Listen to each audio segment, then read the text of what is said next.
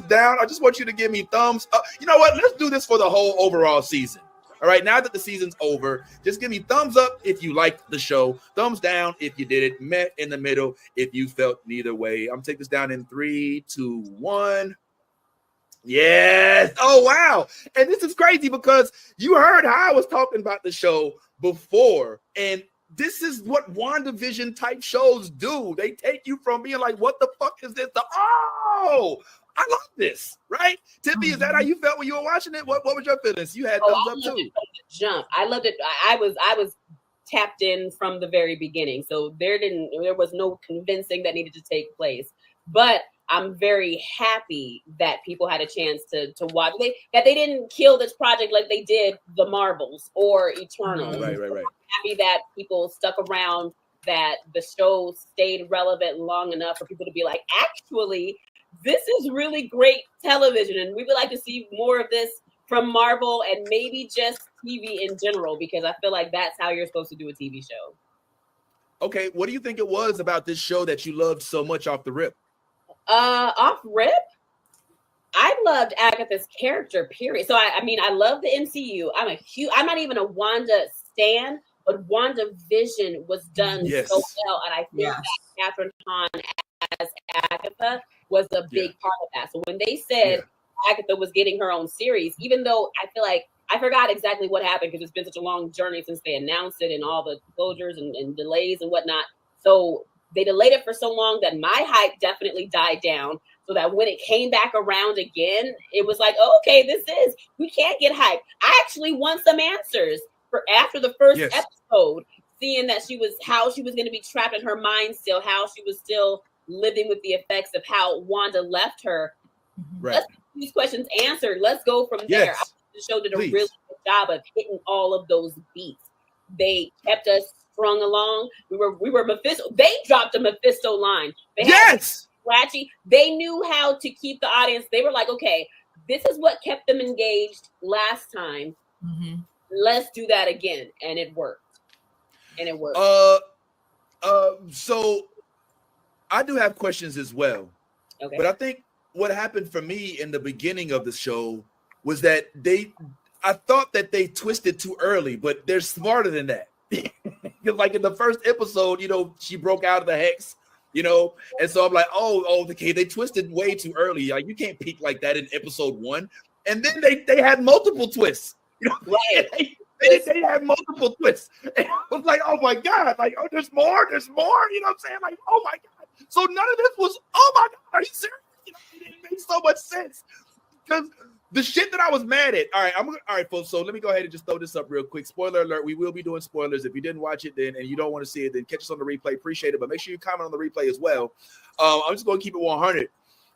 It was when they started giving the Wanda Maximoff, maybe the mom references, that I started getting really intrigued. And I was like, oh, okay, cool. We're talking about Wiccan here. That's what it is. Still have hella questions though. All right. So can I start with some questions for y'all? Maybe you can help me. Okay. So Agatha Harkness had a baby. Who's that baby daddy? It doesn't matter. Right. It doesn't matter, and they didn't announce it. It was her husband. It was. We don't know that either. But literally, because I wondered that. I'm like, oh, we don't ever know who the dad is. And then I was like, well, why does that matter for the story? And it doesn't. It truly. Well, it doesn't matter, but we know that his name was Nicholas Scratch, and her name is Agatha Harkness. Who is Scratch? Do we have any comic references with the last name Scratch? I'm just seeing if there's any future to there being any more to this storyline. That'll make it even more intriguing. So Nicholas Scratch is a villain in Marvel Comics. Mm-hmm. He's a warlock and a father of the Salem 7, but they didn't utilize him in that way for the show. I wonder if they'll bring him back in some way, because nobody's ever dead in Marvel. Like, nobody's ever dead. We have alternate universes, so it could be a thing. But he is a villain and a warlock and a father of the Salem 7. So so in the show, the only link that they give is when she gives birth to him. She's like, I said no spell. I did no incantation. I made you from scratch. So Right. maybe she didn't Maybe give she used her name because she understands her legacy. She knows that as Agatha Harkness, she is known to be not a good person. So I think it's one of those things where they differed, they strayed from the comic books, and it's one of those things where there's no reason to explain his last name. Nicholas Scratch is his name at this point of introducing Agatha or keeping Agatha in the MCU. That's all that we need to know. So I don't think that there's any significance at this point in who his father is or why his last name is Scratch beyond the reference, I made you from scratch, Nicholas Scratch. So okay. There it is. Oh wow. Oh shit. Okay. Okay, cool. Next question. Thank you, Tiffie. Please help me understand, and maybe this goes beyond the show, and maybe I just don't need to know because they're keeping us in the dark.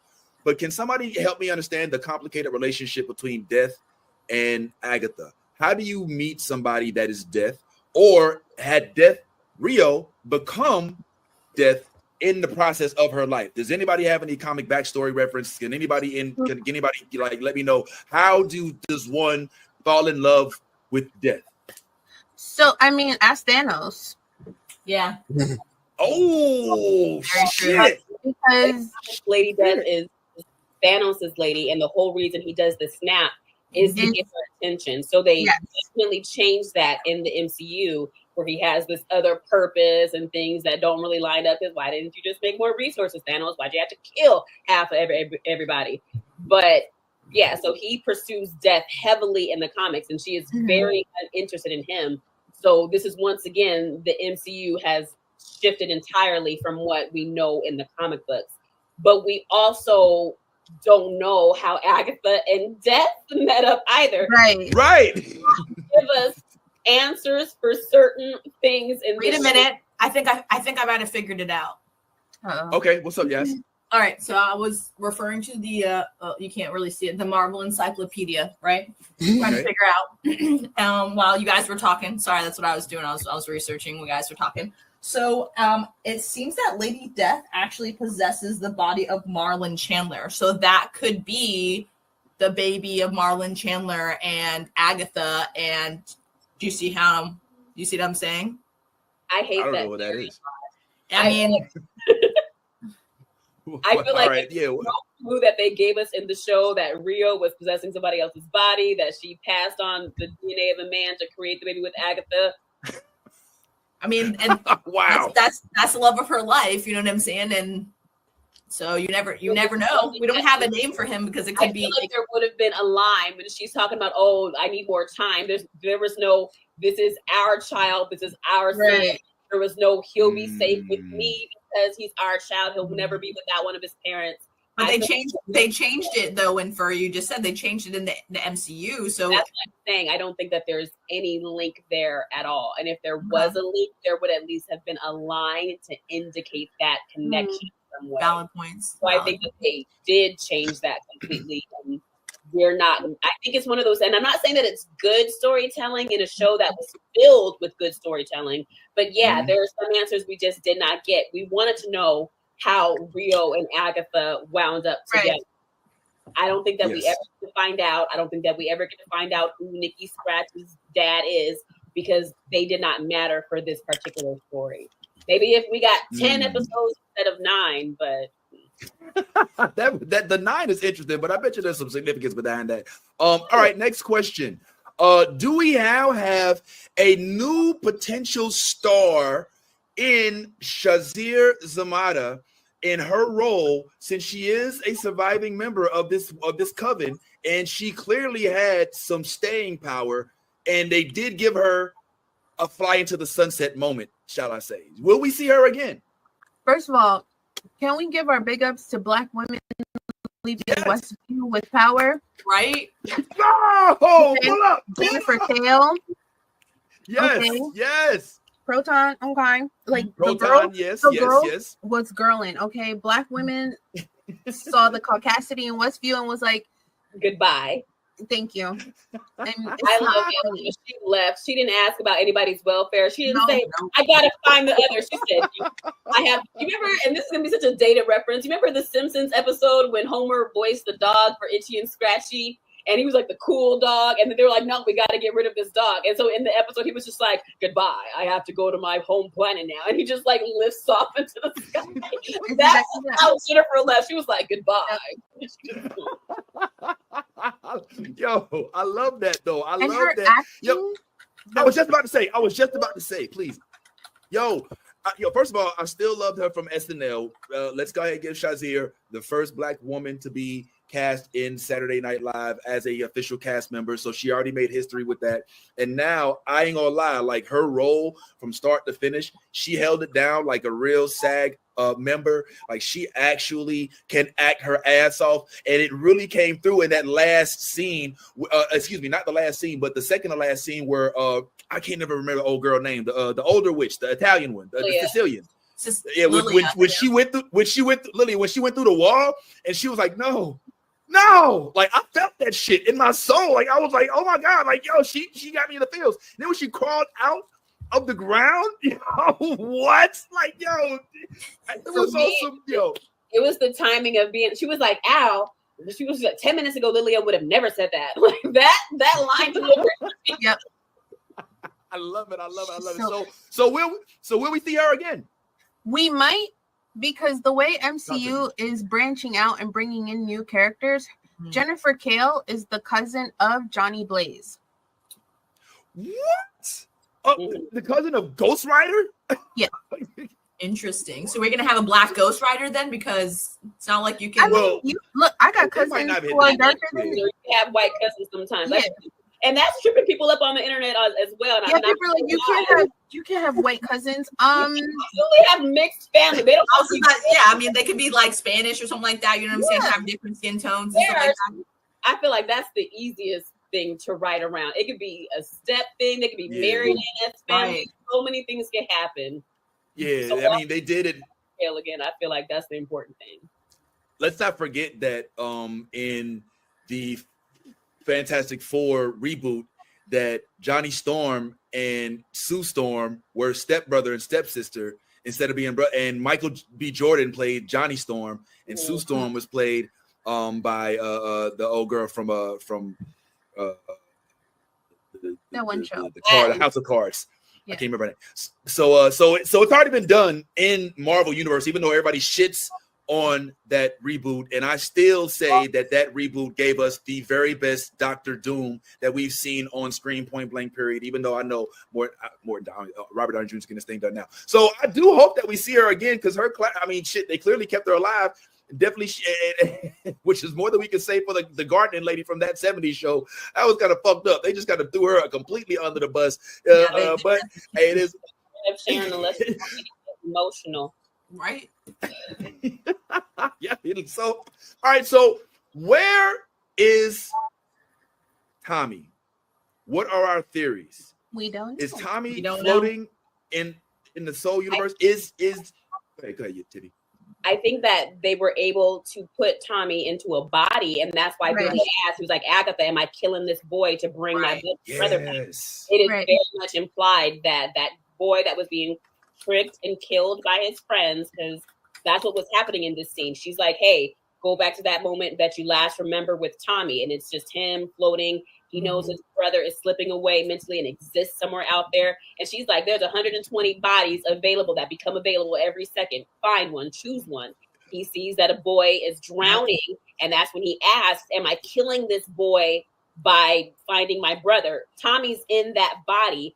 They have to go find it. I don't think they have a clue as to who he is. Right. So they have to be part of the quest to find Tommy. Okay, we remember he was drowning, so we have to kind of go find this kid, then remind him who he is. I think that's going to be the challenge. But yeah, Tommy is now in a body, I think, is what we take away from that scene. You know, for a split second, and I'm glad that they had episode 9 to clear this up, but for a split second, I thought that there might have been correlation between Nicholas Scratch and the boy that was drowning. But I thought after that clearly made no sense because he's from centuries ago. You know what I'm saying? So that I thought I was like, okay, she's making her son into Tommy, but it doesn't appear that that's going to be the case now. But I mean, I don't know because the whole ghost thing, you know. But so that scene was crazy, right? It wasn't just me. Like, yeah, am I killing this child? It's like, and then she says some shit that fucked me up, Tiffy. She said no. She said no. She said no. Sometimes boys die. Yeah. And I think that line specifically, some things we want answers for. Like, it's not important, but no, I get why we want. Who is the daddy? We would like to know. It's not the story, but how did Rio and Agatha get together? We would like to know. But we understand that for the storytelling, there was no time for this particular story. But that's an answer that they provide. Why did Nicholas Scratch have to die? Why did the boy that Tommy went into? Because sometimes bad shit happens. Mm-hmm. Sometimes bad shit, there's no magical reason. We discovered that Agatha didn't make a deal with the devil, didn't trade him for the dark hole, didn't do these terrible things that they want to put on her. The reality is, for all of her power, for all that she could do, her son was going to be a stillborn. Death was able to give her more time, and nothing in her power was going to be able to save her son. Sometimes boys just die. And it's sad because it's meant to be sad. She's so powerful, but in this, she's powerless. It's meant to be just that. And Tiffy, you hit the this was our first true window into the long-lasting vulnerability that Agatha had that we were unaware that she had. Because this whole time she was putting on this front. And I love one of the biggest twists in this for me was one that wasn't really recognized. And it was the twist that Agatha was not just some dumbass, some fuck chick who was just being goofy as fuck. Like this motherfucker was smart. Like she was devious as shit. Like she told the truth from the beginning. She said the road isn't real. It's just like she said that from the beginning, and no one wanted to believe her. So she's like, "Okay, we can do this again, I guess, but sure." But she told the truth from the beginning. Yo, she had like Sauron's deception, like the level of deception she did. I'm not gonna lie. I was like, yo, this bitch and Sauron be hanging out and talking. I swear to fucking God, because I never liked thing, so I don't get that reference. But I like the way you said that sentence, so I'm gonna agree. Well, just like Sauron from Rings of Power. Sauron from Rings of Power. You know what I'm saying? It's got so many layers to it. she's like, yeah. He's like, I don't know what the fuck that is. She's like, you said that, and that was good what you said. So thank you for saying whatever. But check this part. Like, so Agatha, not only did she have more intellect than we thought from the get, because they painted her as some dumbass, some goofy, some goof troop. But she also was improvising the fuck out of that road trip. Like, remember when she looked at Wiccan and was like, "You're so much like your mother." To me, the twist was 6 from the beginning when he came down and opened up the road in her basement, and her looking at the and breaking the fourth wall. She's like, "Oh, that's Wanda's son. Yeah. He's able to create realities just like Wanda was. Let's do this then." She knew from back then who he was. And so now I got to go rewatch the entire series to see how it aligns, knowing what you know at the end. I got to go back and see different breakdowns they were leaving. I got to take the whole journey down the witch's road again. The spirit of WandaVision is very much and ripe and alive within this show, and you can't help but love each and every. Now, so a couple of other questions, and then I'll open up the floor. Y'all talk on whatever your favorite parts are or whatever. But why did Kitty have to die? like she didn't want no powers. I don't understand. It wasn't even real. You know what I'm saying? Like, looking back, I'm like, is I terrible. can understand why the other ones died because they were like, oh, well, she sacrificed herself. Oh, this, that, and that. But for Kitty, it's like, oh yeah, you killed it. Yeah, you killed that bitch. Yeah, she did. She didn't get the blood Like, of the why? virgin, Vince. That's why she had to die. Is that what it was? Is That's that a why. real thing or okay? How all do right, you well. survive Wanda just to be killed by Wanda's son? That shit. Yo. Okay, last question, and then whatever y'all want. Are the people of Westview free? Yes. Because the neighbor, the black neighbor was giving me, I'm still in Westview. And he wasn't giving any emotions. Whenever he ran into anything that was strange, he was emotionless. Look, and that was the same way. He's tired. His performance. It was a long couple of months under Wanda. They should have given him a couple more lines. They didn't even one black person in that white writer's room to be like, nah, he got to say like, oh, hell no. Or like, you know what? Yeah. I'm packing. Like, we need a web series, and that's what they should have done. Like they did with Thor, when they had Thor have his own little web series when he was trying to be a normal human being, and it was just like the side adventure of Thor. We need that for the citizens of Westview, because Herb went home and be like, hey, baby, we need to go. We need to get the fuck up out of here, because I done seen. He looked like that Wanda bitch, don't he? He looked like Wanda. He got in the Prius and drove off afterwards. I can't live in this town no more. I'm not doing it. That's what we need from Yes. Because they're just like, again? 100%. Have we not been through enough? Nothing? Oh, man. We didn't get an apology tour. Nothing. Okay, fuck us, I guess. Nah. Yep. Tiffy, I would so watch a web episode series of the people of Westview and just what goes on in their daily lives with small morsels of Marvel. You don't even have, it can be so mundane. It can be like The Office. You know what I'm saying? It can be like, you know what I'm saying? And I would watch the shit because remember they was in The Office at one point in time, in WandaVision. Yeah. So yeah, the police station, right? Yeah, but he's talking about in WandaVision during when they were all office workers during one of her sitcom episodes. Yeah. I remember. Erebus point out in the chat, if y'all wanted to join us on my Discord, we did Agatha All Along on Thursdays, and that was really great. So we're starting WandaVision. We're just like, let's run it back from WandaVision on Thursdays. Like, we're not capable of moving on. So we're going back to WandaVision. In case anybody wants to join us, the link to my Discord is in all of my socials. But if you're not ready to leave Westview behind, we're going. Love that. Yeah, we got to jump in on Tiffy's Discord, y'all. We got to make sure we jump Darth, in drop the link. Well.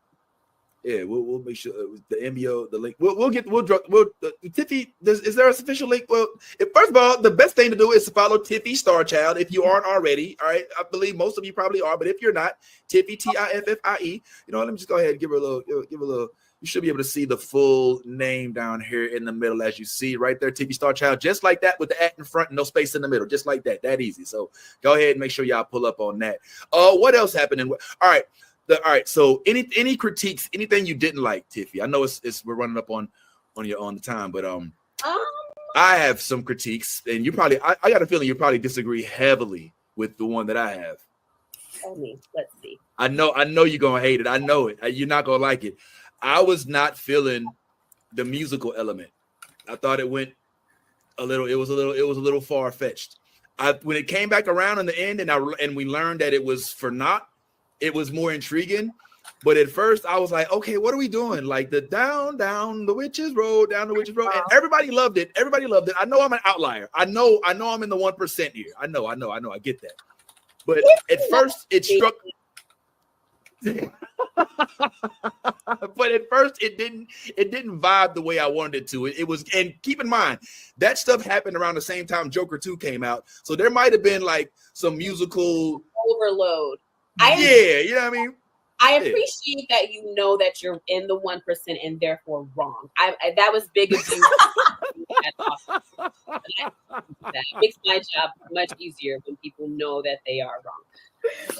Also, on top of that, I think the other side of it, do not cast Patti LuPone, who is a Broadway legend. When I tell you she's a Broadway legend, people might also legendary. Yellow Diamond from Steven Universe. If they're not theater people, she is a legendary voice, and she's that down, down, down, and that's Patti LuPone that came in and elevated that song. You don't cast Patti LuPone without letting Patti LuPone sing. I don't think that's the reason why they put songs in it, but I can see why, if you're not a musical person, why that would throw you off. I do think that even before we got to the last episode and saw the origin of the song, the of the song was so incredible, particularly when it came to Alice's mom, Lorna Wu, who took a song that was legendary and already very popular and made it famous. Not only did she just elevate this song to a level of fame and brought it to the mainstream with her song Down the Witch's Road, that version of it, but then you find out that she used it as a, did you not know that? Yeah, in the story. Wait, that's a real song? No. In the world. No, in the story. Yeah. Lorna Wu was a very famous rock person. Oh, yeah. Okay. Yeah. Alice's mom.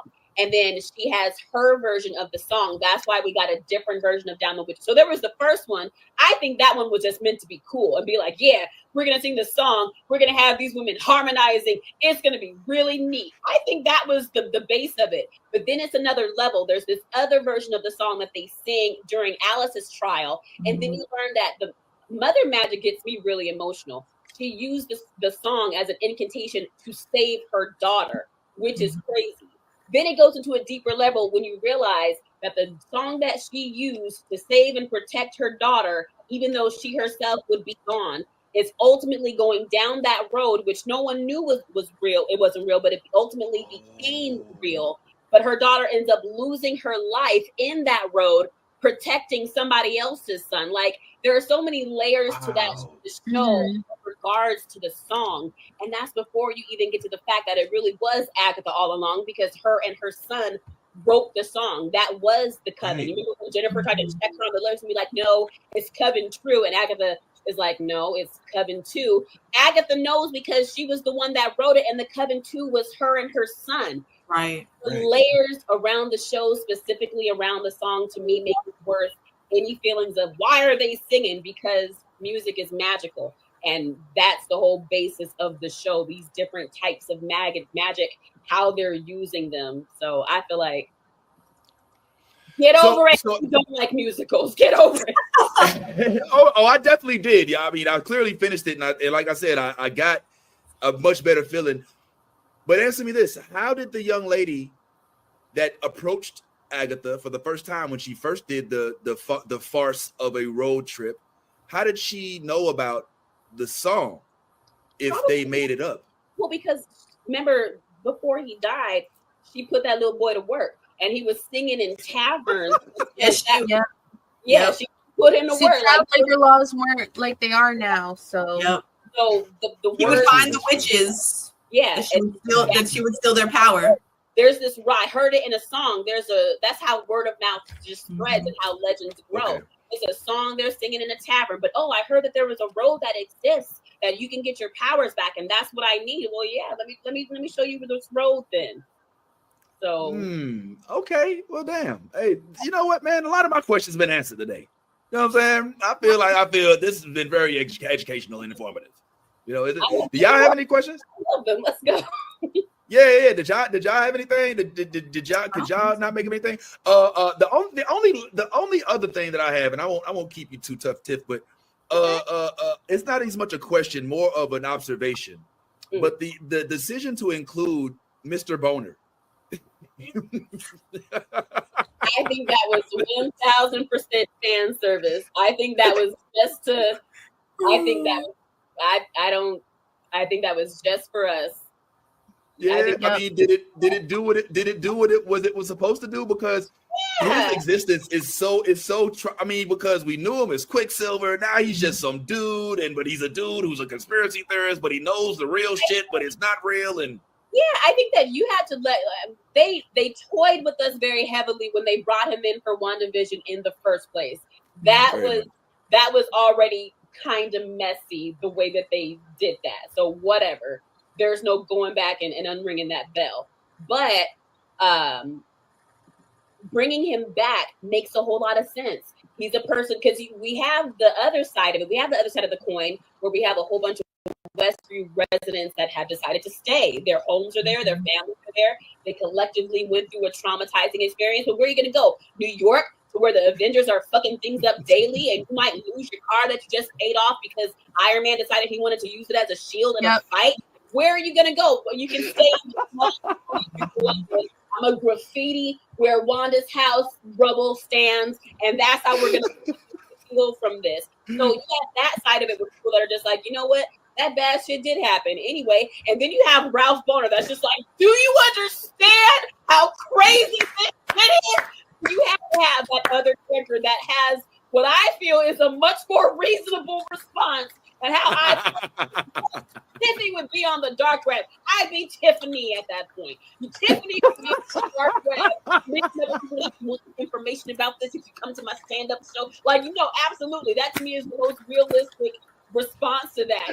And he didn't even have the benefit of being under Wanda's spell. He was under Agatha's spell. Agatha was just like, oh, something's going on in Westview. I got to find a way to slip in, because that's what they kept saying throughout WandaVision. They're like, yeah, he doesn't have a house here, because she took Ralph's house and tied him up. He was a different type of hostage than what they went through. So wow, but it was very much fan service, including him, because it was not necessary, but it was funny as hell. And not everything has to have a deep meaning. Yeah, shit was funny. That's the long and short of it. So I agree. Why Agatha was under a spell at the beginning of the show. Yes, but also at the end of WandaVision, she fought Wanda. So Wanda put her back under a spell. Yeah. At the very end of WandaVision, I'm not going to kill you, but I'm going to here where I know where to find you. So and Agatha literally, she's like, no, don't do that. Yep. And then with the runes whammy on her. She's like, neighbor. So she goes right back into who she was previously. So Wanda lifted the hex off the rest of Westview, but put Agatha in her own personal bubble of a hex. Okay. Oh, okay. Because she came out, she's like, how long have I been? She's like 5 years. Okay, 10-4. Yeah. All right, final question. Will we have a season 2 of Agatha All Along? No, Agatha. No. What they say, it's been so popular. Who knows how they're going to pivot? But initially, the plan was that it's just a limited series. It's only one season, but it goes into other things. So we are going to be getting the Young Avengers. We know that for Young Avengers, we do need Tommy to come around. Right. We need Wiccan and Speed. We have Wiccan. We need Speed.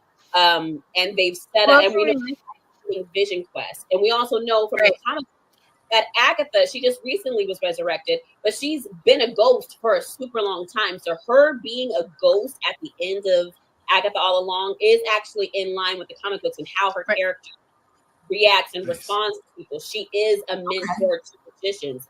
She does hella shit on the magical realm. So we might not be getting an Agatha All Along season 2, but we will be seeing more of these characters moving forward, but in other projects. And my hope is, because sometimes I feel like directors in the MCU don't be talking with each other. That's how we went from WandaVision to whatever the fuck Multiverse of Madness was, as far as one character. They did not communicate there, but hopefully they gave them, I'm not a sportster, so they gave them a really good layup. Is that the thing? And something like that, yeah. That takes over these characters. That was great. That was great. We love every fucking thing that you do, Tiffy, as always, man, and it's always a pleasure. And I can't wait to get back to SDCC and introduce you once again to baseball in a proper way, because I know that's what this is all about. I know you're a big sports person. You know, I love sports. I just wake up every morning and I'm like, up of that sports. I love the new Blurred Order. You should too. Whoa. Let me get all this 10P Wayne. All the niggas rapping about the same old thing. I've been coming through with the same old gang. Ain't shit changed except 9 got a name. Got it out the mud, but we got no stains. Cold ass pistol with a gold ass chain. The girl call me daddy, not my government name. Money on my mind, got them bands on my brain. Let me tell y'all about a nigga I know.